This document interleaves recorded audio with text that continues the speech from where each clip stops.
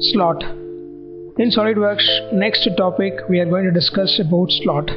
Slot is used in many machine components for aligning the other components which is engaged in mechanisms.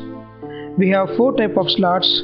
First, straight slot defining two endpoints of the arc. Defining 2 points for the slot creation. And third, we will create the slot by defining the radius of the arc. And next slot is center point straight slot. Next slot will be created using center point and the two defining points. 3-point arc slot and center point arc slot will look like similar, but only the point how we input differs. Now let's see this in software.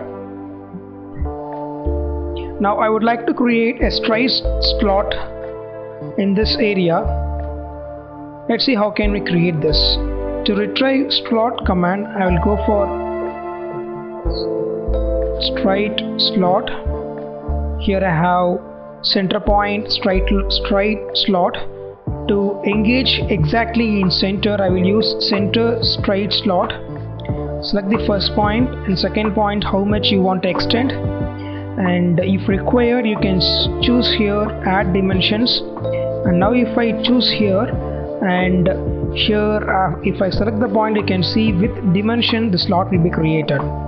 The same like I can go and show one more slot required for chain mechanism.